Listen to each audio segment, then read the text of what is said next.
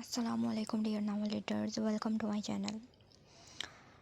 Don't copy paste my novel without permission. Novel दीवानगी किस्त number 3 आज कलम मैनी राजपूत।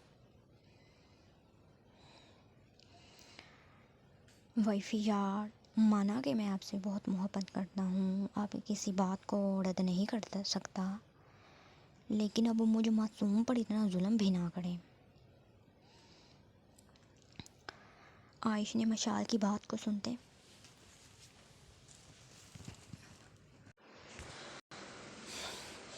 माना आयशा शाह ने मशाल की बात को सुनते अपने दोनों कानों को हाथ लगाते दुहाई दी थी कि वो अपने मासूम शोहर पर कुछ ज़्यादा ही जुल्म करने लगी थी, ताकि मज़ीद 2 सेमेस्टर्स के बाद वो बाकायदा तौर पर अपने डैड की कंपनी को संभाल ले।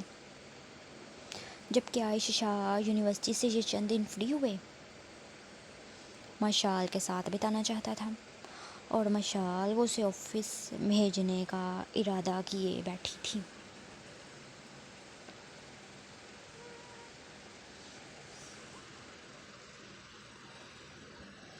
मासूम और तुम, ये दोनों नामुमकिन बातें हैं, और ज़्यादा एक्टिंग करने की ज़रूरत नहीं। मैं कल सुबह तुम्हें 9 बजे उठाऊंगी और तुम्हारे कपड़े भी रेडी कर दूंगी। तुम डैड के साथ ऑफिस जाओगे।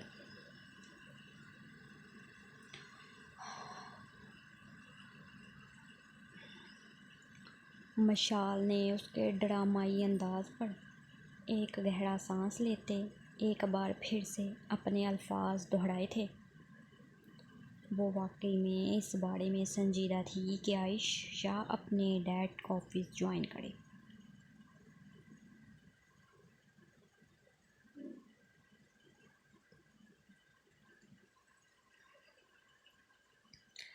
नहीं वाइफी, मैंने कहा ना कि मुझ पर ऐसा जुल्म मत करें, और मैं कोई डैड के ऑफिस नहीं जाने वाला यार। डैड सब कुछ संभाल तो रहे हैं, और ज़ुमैर भाई भी कभी कभार चक्कर लगा लेते हैं, तो भला मेरी क्या ज़रूरत है।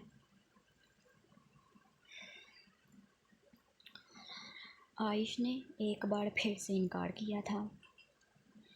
हाँ, ये शायद पहली बार थी जो वो अपनी वाइफी की बात का इनकार कर रहा था, लेकिन वो मजबूर था।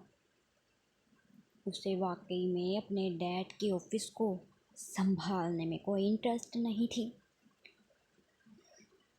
ये बीबीए भी वो ज़मायर शाह के इसरार करने की वजह से कर रहा था, वरना उसे तो पढ़ाई में भी कोई दिलचस्पी नहीं थी।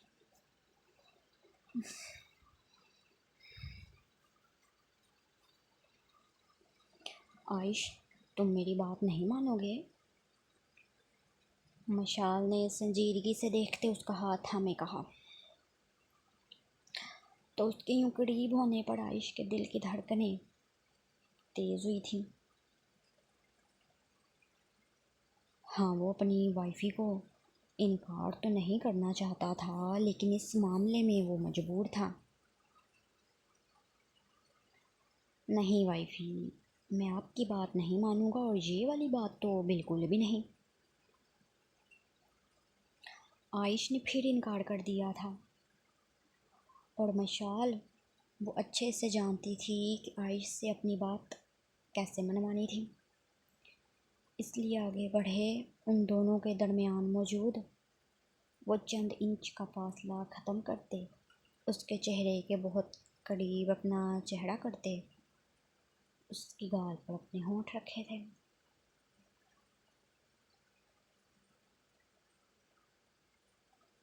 क्या अब भी मेरी बात नहीं मानोगे आयश?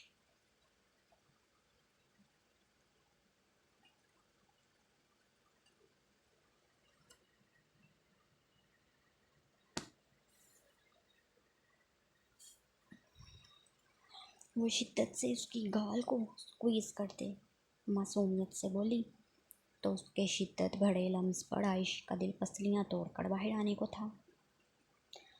वो जिस कदर खूबसूरत अंदाज में उससे इस्तफसार कर रही थी, वो भला उसकी बात का इनकार कर सकता था? लेकिन नहीं, वो अभी इतनी आसानी से हाँ भी नहीं करना चाहता था। वो देखना चाहता था कि वो उसे अपनी बात मनवाने के लिए आखिर किस हद तक जाती थी।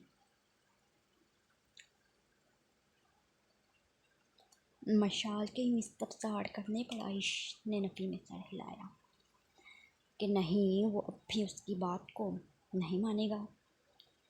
जिस पर मशाल कुछ पल के लिए बदमज़ा हुई और फिर अगले ही पल उसकी दूसरी गाल पर भी उसी शिद्दत से अपने होंठ रखे थे।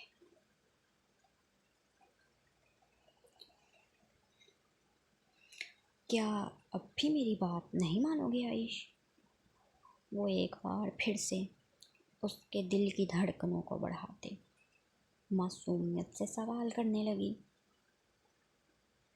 तो आयश ने एक बार फिर से दिल पर पत्थर रखे नफ़ी में सर हिलाया था, वरना उसके इस कदर खूबसूरत अंदाज में अपनी बात मनवाने पर वो अपनी जान तक भी दे सकता था।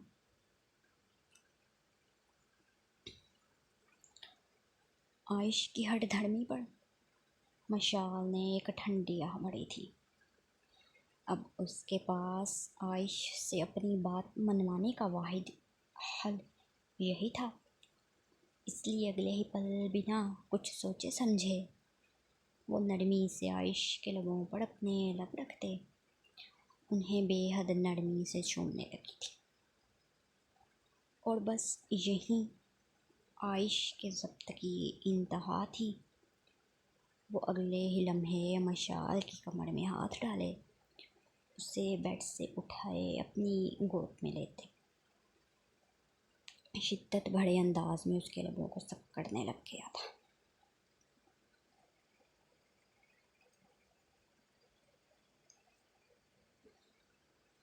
मशाल, जो कि कुछ पल के बाद पीछे हटना चाह रही थी, अब आयश के अंदाज पर अब वो एक एक सांस के लिए तड़पने लगी थी। आयश ने उसकी हर मुज़ाहमत को नज़रअंदाज करते अपने प्यास मिटाते अपनी मर्ज़ी से अपने लब पीछे हटाए थे। दोनों की सांसें बुरी तरह फूल रही थीं।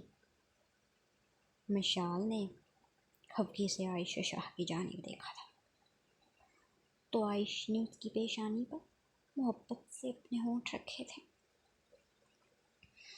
इसी दौरान दोनों ने सफ़ीर शाह पर नज़र दौड़ाई तो वो उन दोनों की हरकतों से बेनियाज अभी तक खेलने में मसरूफ़ था। और ये आयश को इन 2 महीनों में आज पहली बार अपने शहज़ादे पर बेतहाशा प्यार आया था, जिसने रोकर उनके रोमांस में खलल नहीं डाली थी।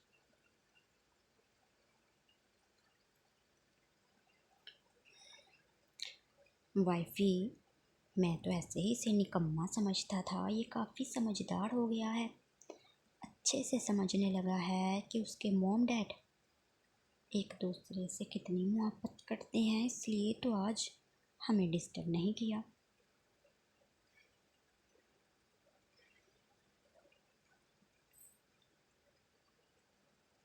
मशाल की घुड़ियों की परवाह किए बिना आयश ने सफ़ीर की जानिब इशारा करते मुस्कुराते हुए मशाल से कहा। तो मशाल ने उसकी अजीबोगरीब बात को सुन खफगी से मुंह मोड़ लिया था।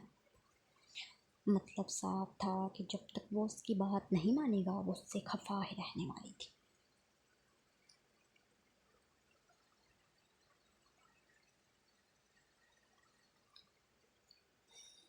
वाइफी यार, ऐसे मुंह तो मत बनाए, अच्छा इधर मेरी तरफ तो देखे यार। आप चाहती हैं कि मैं सुबह डैड के साथ ऑफिस जाऊं?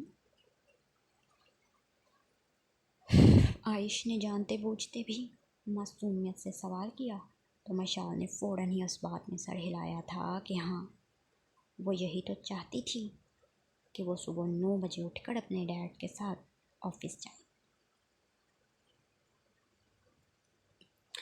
तो फिर ठीक है वाइफी, अगर आप चाहती हैं कि मैं सुबह 9 बजे डैड के साथ ऑफिस जाऊं तो मुझे सारी रात जगा कर रखने की जिम्मेदारी आपकी है।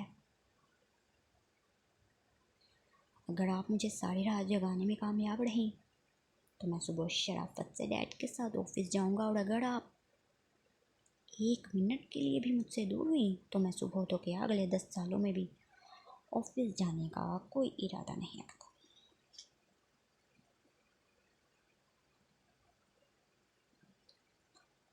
आयुष ने बातों ही बातों में मशाल को जुमैनी अंदाज में धमकी दे डाली थी, या फिर यूं कहा जाए कि उसके सामने अपनी बेबाक शर्त रख दी, तो कहना गलत ना होगा। उसकी बात को सुनते ही मशाल के गले में गिल्टी उभरकर मालूम हुई थी। वो अच्छे से जान चुकी थी आयुष क्या कहना चाह रहा था। वो सारी रात उसे किस अंदाज में जगा कर रखने की बात कर रहा था। ये समझते ही मशाल कान की लू तक सूख हुई थी।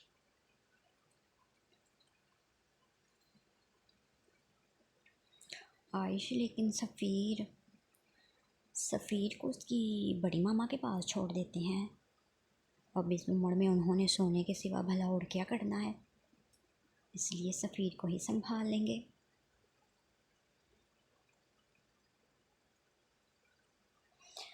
आयुष ने सफ़ीर को टांग से खींच कर अपने करीब करते उसके नन्हे रुखसार को अपनी उंगली की पोरों से छूते मशाल को विंक किए अपनी तरफ से मुफीद मशवरा दिया था कि अगर उसे सफ़ीर की इतनी फ़िक्र हो रही थी तो वो उसे उसकी मोम यानी कि सफ़ीर की बड़ी मामा के पास छोड़ देते हैं।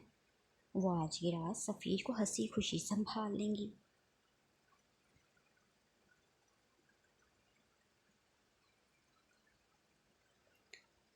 आयुष लेकिन वो कम ऑन वाइफी, अब मैं मज़ीद कोई बहाना नहीं सुनूंगा। हाँ या फिर ना, जल्दी बताएं। मुझे अपने दोस्तों के साथ घूमने भी जाना है, और अगर मैं गया तो फिर कल सुबह ही वापस लौटूंगा। आयुष शाह ने जानबूझकर अपने दोस्तों का जिक्र करते मशाल को ब्लैकमेल करना चाहा था। हाँ, वो अच्छे से जानता था कि मशाल उसे रात भर यूं बाहर नहीं रहने देगी। वो अक्सर अहमद और जावेद से मिलने जाता था, लेकिन सिर्फ 1-2 घंटे के लिए, क्योंकि मशाल के बकौल वो अपने दोस्तों के चक्कर में लापरवाह हो जाता था और उसकी पढ़ाई भी डिस्टर्ब होती थी। इसलिए आज जानबूझकर उसने एक बार फिर से अपने दोस्तों का जिक्र किया तो मशाल ने उसकी बात को समझते फ़ौरन से नफ़ी में सर हिलाया था।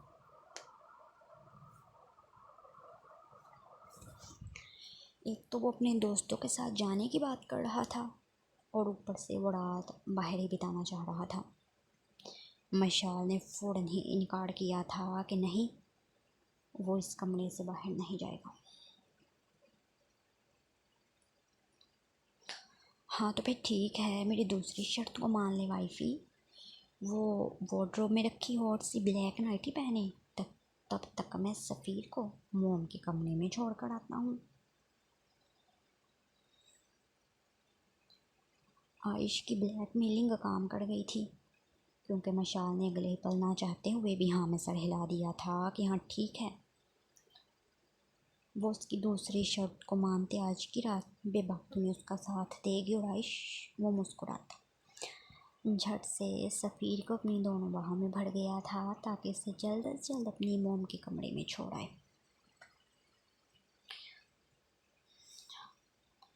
नहीं, सफ़ीर को यही रहने दो आयुष, वो बस सोने ही वाला है। हाँ, अब मशाल को आयुष से बेपनाह मोहब्बत थी, लेकिन उतनी ही मोहब्बत अपने छोटे से बेटे से भी थी। इसलिए उसे अगले ही पल आयुष की बाहों से लेते अपने सीने से लगाया था कि नहीं, वो उसे खुद से जुदा नहीं करेगी।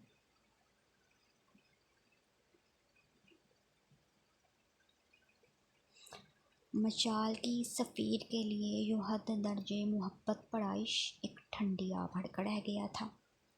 अच्छा ठीक है, फिर 5 मिनट हैं आपके पास, इसे जल्दी से सुला लें, मैं तब तक शावर ले आता हूँ। आयश ने अपनी माँ के सीने से लिपटे सफ़ेद शाह की नन्ही गाल पर अपने होंठ रखते मशाल से कहा, और फिर अपनी बात मुकम्मल किए। वाशरूम में बंद हो गया था। हाँ, अगर मशाल सफ़ीर शाह को खुद से दूर नहीं करना चाह रही थी तो वो उसके साथ ज़बरदस्ती नहीं करना चाहता था।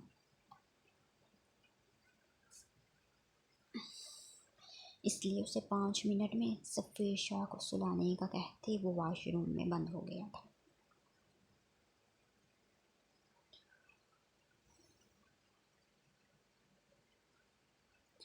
माहिद, जाओ नवाल को अपनी फूफो के घर से ले आओ।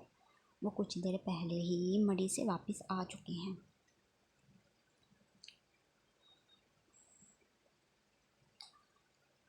अगली सुबह माहिद अबराज मलिक की आवाज़ अपनी मोम की आवाज़ की नींद अपनी मोम की आवाज़ पर खुली थी।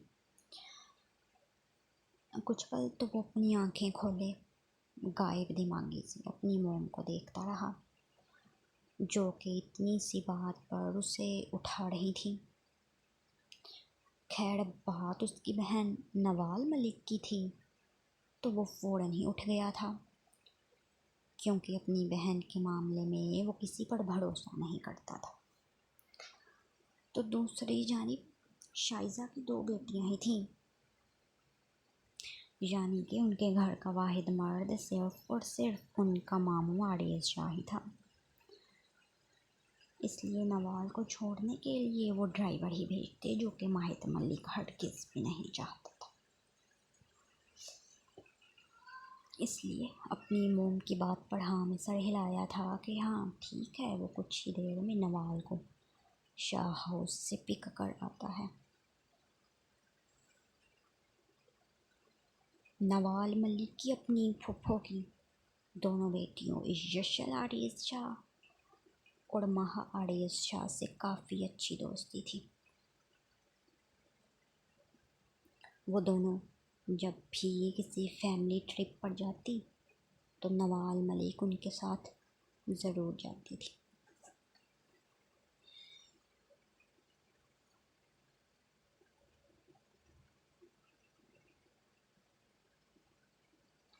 ठीक है मोम, मैं बस 10 मिनट में रेडी होकर आता हूँ। माहिद मलिक कंफर्टर को दूर उछाल दे अगले ही पल बेड से नीचे उतरा था। कसरती बॉडी बिल्डर वजूद पर ब्लैक वेस्ट और ब्लैक शॉर्ट्स पहने, बाल साड़े माथे पर बिखरे, वो इस तरफ से हुलिये में भी बेतहाशा हैंडसम लग रहा था। एक नज़र खुद को ड्रेसिंग मिरर में देखते वो अपनी पर्सनैलिटी पर इश्क करते वॉशरूम में बंद हो गया था। जाते हुए अपनी मोम को अपने कपड़े निकालने का कहना नहीं भूला था, जबकि हुड़िया वो माहिद के कपड़े निकाल कर बेड पर रखते उसके कमरे से बाहर आ चुकी थी।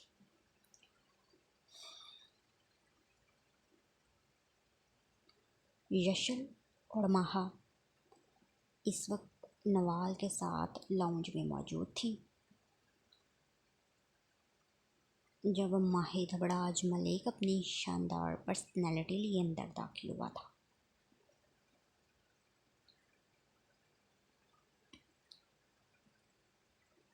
माहिद मलिक को अंदर आते देख नवाल के लबों पर मुस्कुराहट आई थी। वहीं माहा और यशल ने बेसाख्ता ही उसकी नज़रों की जानिब देखा तो सामने से इस लंबे चौड़े नौजवान को आते देख दोनों ने फ़ौरन ही अपने वजूद पर दुपट्टे ठीक किए थे। हाँ, उन दोनों का कोई भाई नहीं था और वो बचपन से माहिद को माहिद भाई ही कहा करती थी। यूं तो यशल माहिद से चंद साल ही छोटी थी, लेकिन माहा को देखते वो भी कभी कभार उसे भाई पुकार लिया करती थी, जबकि माहिद मलिक उसे उन दोनों के भाई बनने में कोई इंटरेस्ट नहीं थी। वो अपनी इस बात में बिल्कुल क्लियर था कि उसकी सिर्फ एक ही बहन थी और वो सिर्फ नवाल मलिक थी।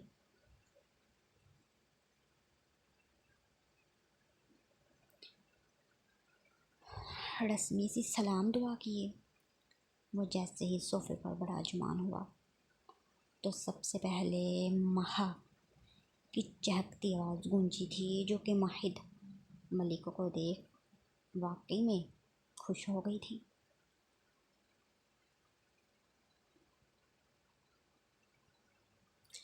माहिद भाई, आप बहुत हैंडसम लग रहे हैं।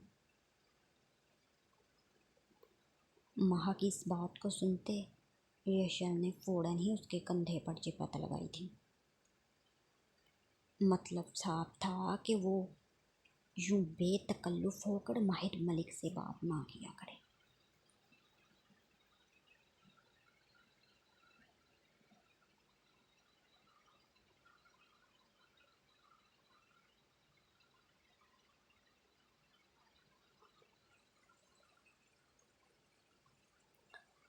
जिस पर महा ने बुरा सा मुँह बनाया तो वहीं यशल वो उठकर किचन की जानिब चल दी ताकि अपनी मामा को माहिद के आने का बता सके।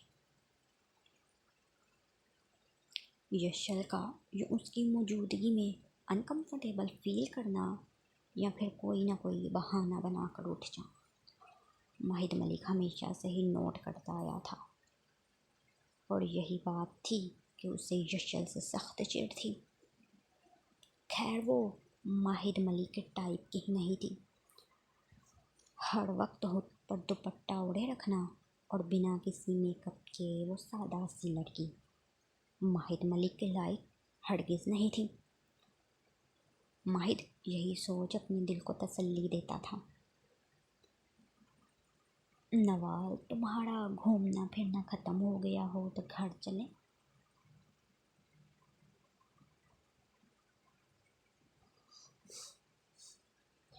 माहिद मलिक ने नवाल के हंसते मुस्कुराते चेहरे को देख उसके सर पर हाथ रखे शरारत भरे अंदाज में कहा था, हाँ वो अपनी बहन नवाल की यशल और महा से दोस्ती को अच्छे से जानता था।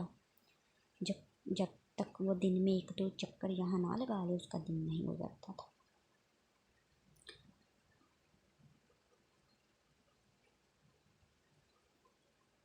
कभी कभार यशल और महा भी उससे मिलने मलिक हाउस आ जाया करती थी। अरे माहिद बेटा, कैसे हो तुम। माहिद मलिक अभी नवाल से मज़ीद भी कोई बात करता कि शायदा किचन से लॉन्ज में दाखिल हो चुकी थी। अस्सलाम वालेकुम फुफ्फो, मैं बिल्कुल ठीक हूँ, आप कैसी हैं। माहिद मलिक ने एहतरामन उठकर अपनी फुफ्फो के सामने सर झुका सलाम किया तो शायजा ने उसके कंधे पर हाथ रखते मुस्कुरा कर वालेकुम अस्सलाम कहा था। मैं भी बिल्कुल ठीक हूँ बेटा, जब से लंदन से आए हो तुमने आज अपनी सूरत दिखाई है। मैं और तुम्हारे अंकल घर भी गए थे लेकिन तुम घर मिलते ही नहीं हो। शाइजा नवाल के करीब ही बैठ थी। माहिद मलिक से मज़ीद भी कुछ बातें करने लगी तो माहिद बस मुस्कुराए सर हिलाए जा रहा था। फिर कुछ देर के बाद वो नवाल को लिए मलिक हाउस की जानिब चल दिया था। नवाल को घर ड्रॉप किए माहिद मलिक जैसे ही वापस गया तो हूरिया ने अपना मोबाइल उठाए फ़ौरन ही शाइजा को कॉल मिला दी थी। वो उसके घर बाकायदा रिश्ता लेने जाने से पहले शाइजा की इस बारे में राय जानना चाह रही थी। अस्सलाम वालेकुम, लगता है बच्चे घर पहुंच गए। शाइजा ने हूरिया की कॉल उठाते ही मुस्कुरा कर कहा था। वो तो यही समझ रही थी कि नवाल और माहिद के घर पहुंचने की इतला देने के लिए हूरिया ने उसे कॉल मिलाई थी। हाँ वो दोनों बच्चे घर पहुंच चुके हैं और मैं तुमसे एक और बात करना चाह रही थी शाइजा। हूरिया ने मज़ीद कुछ रस्मी बातों के बाद फिर अपने दिल की बात ज़ुबान पर लाते शाइजा से माहिद मलिक और यशल के रिश्ते के बारे में बात की थी। हाँ महा उन दोनों से बहुत छोटी थी माहिद मलिक का जोड़ यशल के साथ ही बनता था। और वो थी भी तो इस कदर खूबसूरत और अच्छे इखलाक की बच्ची कि कोई भी उसे खुशी खुशी अपना लेता। शाइजा ने यह कहते हुड़िया को तसल्ली दी कि वो इस भाड़े में अड़े से बात करेगी, फिर ही उसे कोई जवाब देगी, जिस पर हुड़िया कुछ मुतमिन हुए काल रख गई थी।